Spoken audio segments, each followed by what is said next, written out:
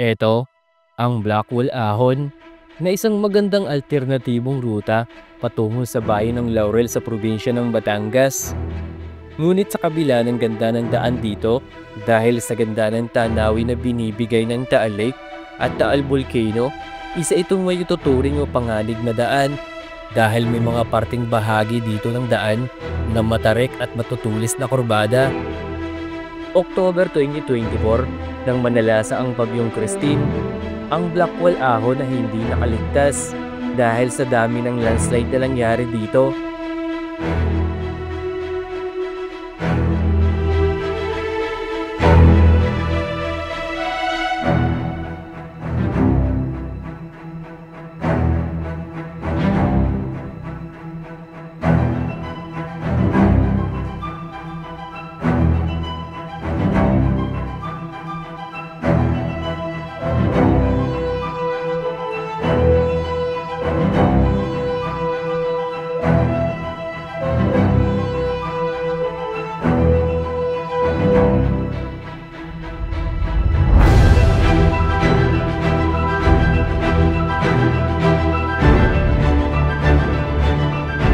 Kaya sa video nito, ating aalamin kung kumusta na nga ba ang kondisyon ng kalsada dito.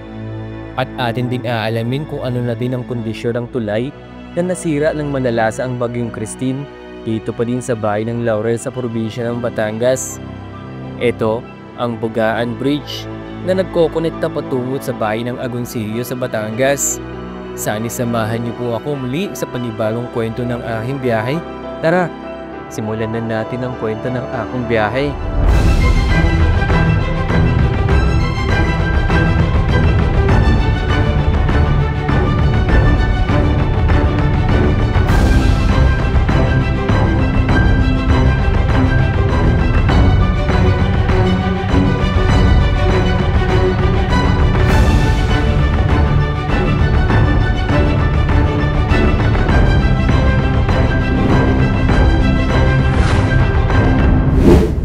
Okay mga motivation bali, kamusta kayo? Nandito ako ngayon sa palabas na ng ng welcome arc ng Alfonso Cavite. Yung arco na nasa unahan natin. Since na nandito na ako sa area na to, check lang natin yung kalsada dito sa may papuntang Laurel, sa pababa, yung Blackwall Ahon. Kasi dati nung panahon na sunod-sunod yung pag-uulan, di ba, nung nakaraang buwan, bali sinara siya. Ngayon, check natin yung kalsada dito kasi nung panahong bagyong Christine, siguro 10 months ago or 11 months ago ang nakalipas, nasira yung part ng kalsada dito, gumuho yung mga gilid, maraming landslide yung panahon na yon. Check lang natin kung ano ng update or safe pa ba siya daanan or passable ba siya. So mga motivation, sama kayo. Palabas na tayo dito sa may arko ng Alfonso Cavite. Eto, yan, salamat po. Ito yung pinaka-entrada ng papasok ng Alfonso Cavite. Yan, yung Tagaytay na Sugbo Highway. Tapos dito tayo. Ayan, paglabas lang natin dito, ito na yun, yung Barangay Nyugan. Makikita na natin yan dito sa may paglabas ng welcome arc ng ng Alfonso. Ayan. Tatawid lang tayo dito sa kabila. May nakalagay kasi na road close pero nakita ko may mga dumadaang mga motor. Baka hindi to, sa kotse lang to, hindi passable. So i-check na lang natin para ma-update kayo mga motivation. Ito kasi yung isa sa pinakamabilis na daanan papunta sa sa Laurel, Batangas pag galing ka na dito sa may Alfonso sa welcome arc. Pagbaba kasi natin dito ay na to, Laurel, Batangas na. Actually Laurel, Batangas na yung sumasakop nito. I love Nyugan. Ang ganda rin kasi ng view dito. Kitang-kita mo yung yung Taal Lake, saka yung Taal Volcano dito. Saka yun nga lang, delikado dito dumaan. Kailangan maganda yung kondisyon ng mga sasakyan nyo, lalo-lalo yung preno. Dito, yung panahon ng bagyong Christine, ito talagang grabe dito. Prone sa landslide to mga to. Ayan. Nakalagay kasi doon road close, baka hindi ina-allow dito yung mga four wheels sa ngayon. Pero check natin yung status or update sa kalsada dito. Ayan. Opya. Ito dati panahon ng Bagyong Christine, grabe dulas dito. Kasi kapal ng lupa dito dati. Tapos sabayan pa ng ulan. Ay, nakaka-recover na yung... Ala. Ano yan? Hindi nakaahon? Or matras lang? Matras lang si kuya. Yan. Sobrang tarik din kasi nito. Yan, tulak talaga yung mga nagbabike din eh.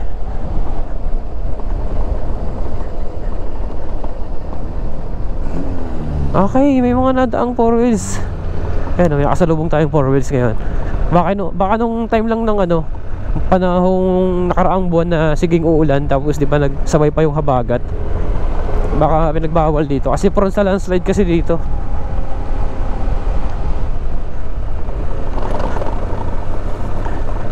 Yeah. Dito yun sa may bandang unahan yung maraming landslide nung panahong Bagyong Christine. Malapit na pala, mag-iisang taon na rin. Yan.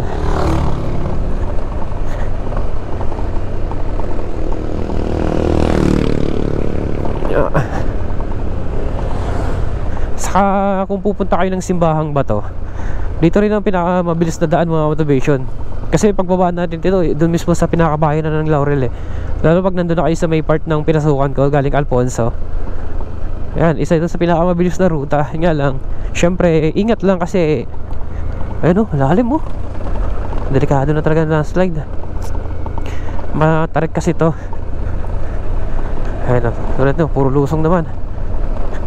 Pero panalo yung view dito pag dito kayo dumaan. Ayan.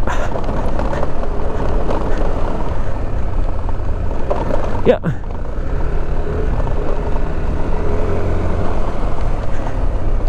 Eto, medyo maganda na yung kalsada dito. Ayan, ang ganda ng view dito. Lalo pag palusong na tayo dito, ayan makikita natin ang ganda ng view.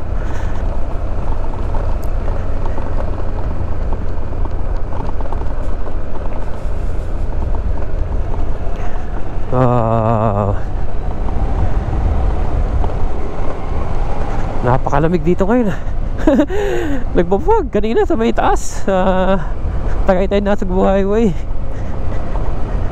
Ayan, ang tanawin dito mga motivation. Okay, passable pala. Ayan, marami din dumadaan ng mga naka 4 wheels.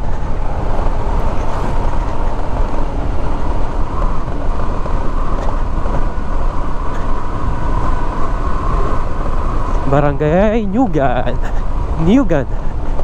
Ito, lusong na naman.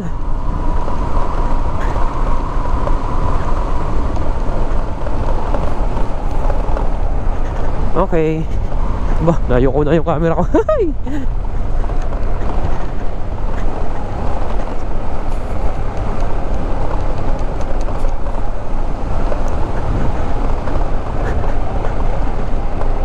Okay, ito yung pinaka barangay hall ng Barangay Niugan.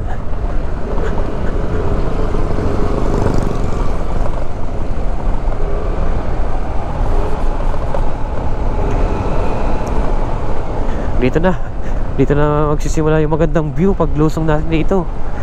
Yung parang may tulay. Nandito yung part na malaki yung pag landslide dati.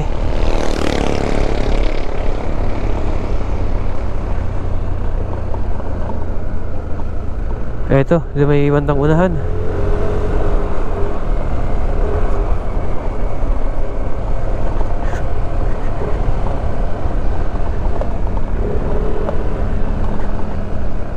Grabe, lusong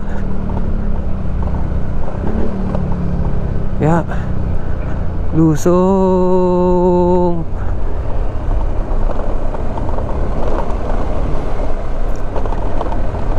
Tingnan natin kung baka nagawa na yung kalsada dito. Yung landslide, hindi pa. Ito yung mga observation, simula ng landslide.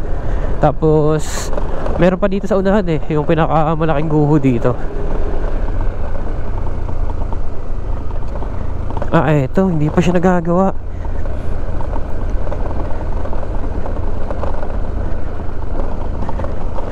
Ayan lalim nito yung portion na yan.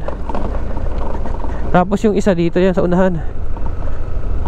Ito mga motivation, puro damo na, ayan, ito yung pinakamalalim na landslide dito.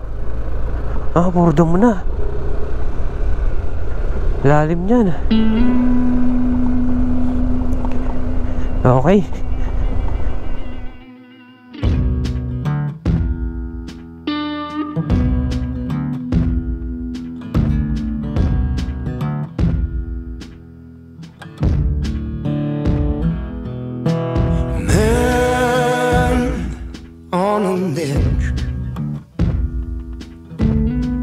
This whole world pushed you to the edge.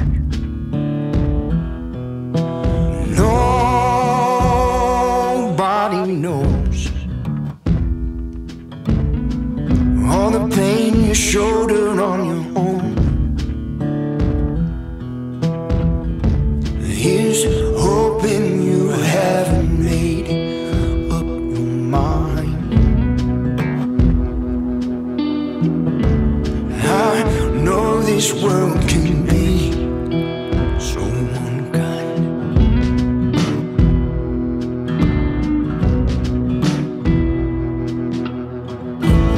There's another way down. Turn around, come with me inside. Listen to the sound of my voice. It's alright, it's okay.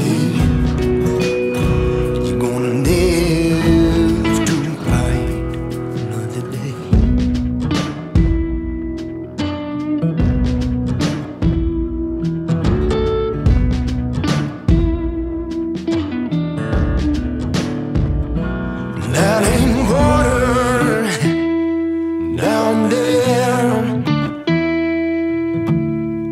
A man can't fly on his own through thin air. It's cold concrete beneath your feet.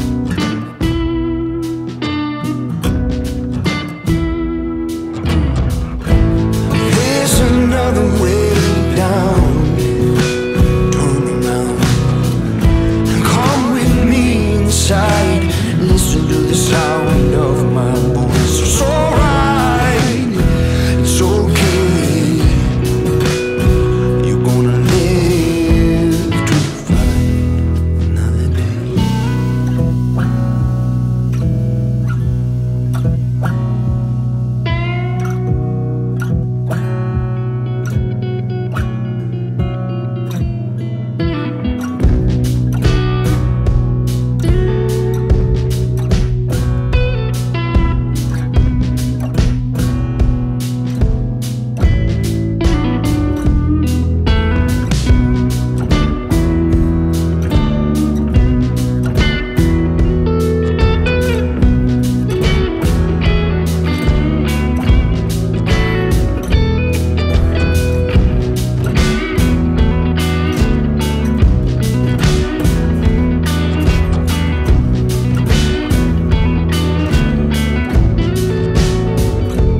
That ain't water. That ain't water.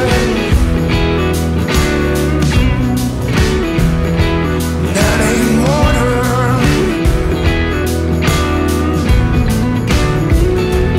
That ain't water.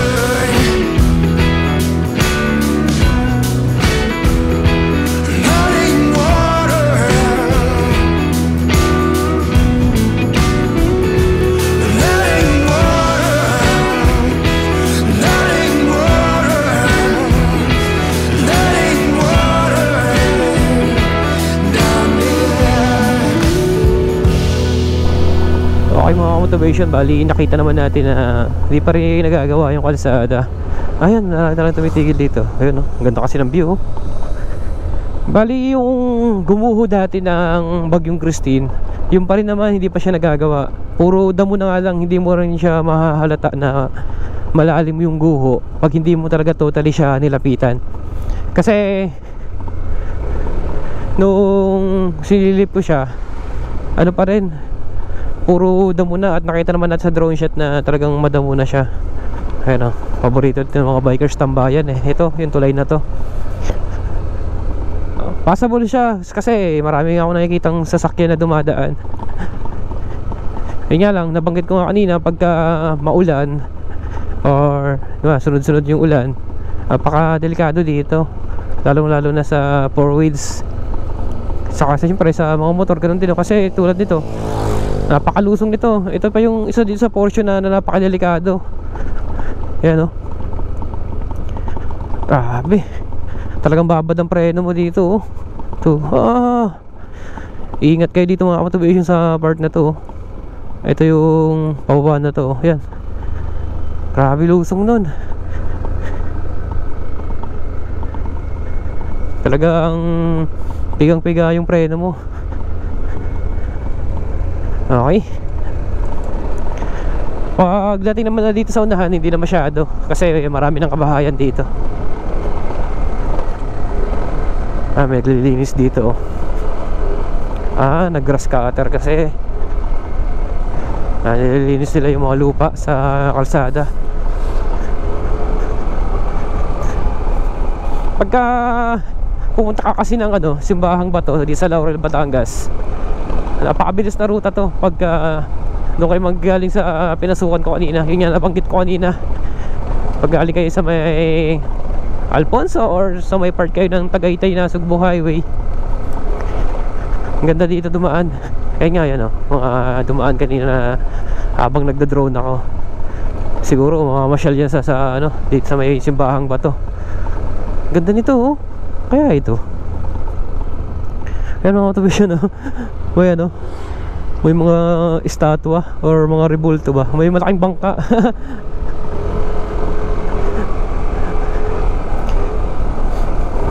Okay, diretso lang tayo dito. Tapos i-check din natin mga motivation yung yung sa may part dati ng papuntang Agoncillo, yung tulay doon na naputol dati, yung nagdudugtong papuntang Agoncillo mula dito sa may Laurel. Check natin kung ano na rin ang status ng tulay doon, kung ano yung ginawa para makadaan ng mga motorista. Kasi alam ko hindi pa siya nagagawa ng panibagong tulay parang kalsada lang, o ginawa lang siya ng parang kalsada sa baba, yung may ginawa lang na daluyan ng tubig para makadaan lang yung mga motorista. Check natin kung anong klase yun. Okay, mga motivation, malapit na tayo sa bayan ng Laurel, sa pinakasentro ng bayan ng Laurel. Yan, ito, napaka-delikado din kurbada na yun. Tarik. Okay, dito tayo i-exit sa may sa may tulay na nasira dati. Di ba noong panahong Bagyong Christine, kung napanood niyo yung video ko dito sa Laurel, grabe yung pinsala dati, di ba? Ayan, halos matabunan dito ng napakakapal na lupa. Okay, diretso tayo dito.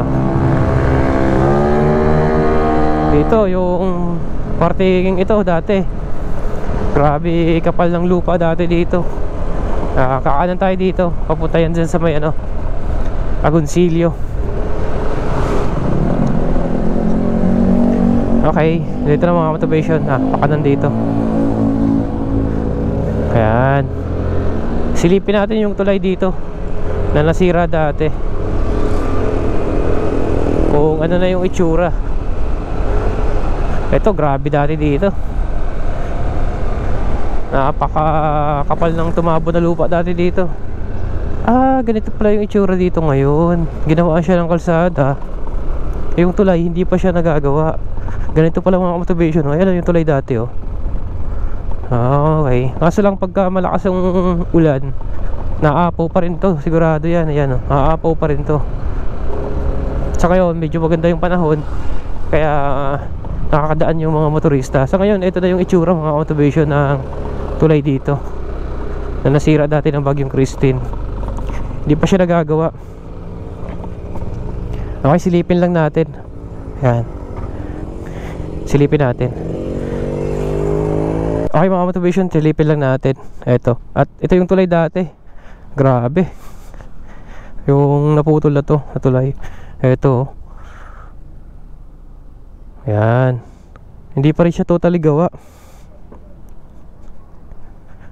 Makikita naman natin dito na ito yung itsura niya ngayon. Ayan. Lalim pala nito. Doon nadaan ng mga tao, ay yung mga sasakyan sa tao na naglalakad dito. Grabe, ano, laki pala dyan. Lawak pala ng pinsala na yan. Okay, try natin mag-drone para makita natin.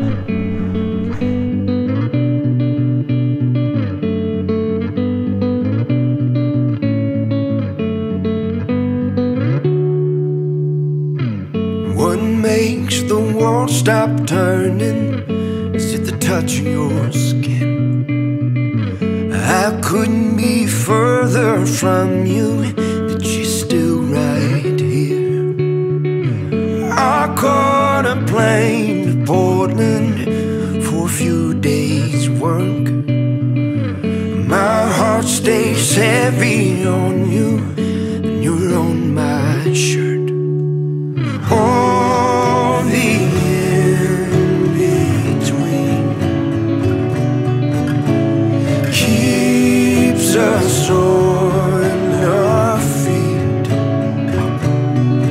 through the day and day and the dreams. We'll find our ordinary, the hope we carry. Some days feels like a burden, but this blood inside our veins was paid for with purpose. There's a ghost in these bones and it's willing my soul. I feel it like a fire, to let my love pour over you, darling. It's my one desire. Okay mga motivation, bali yun lang yung pinaka-update dito sa may Laurel, Batangas. Mula kanina nung bumaba ko sa may Blackwell Ahon, bali na ipakita ko naman sa inyo yung update ng kalsada na talagang wala pa naman nagbago. Nagkaroon na ng maraming damo yung landslide dati na gilid ng kalsada.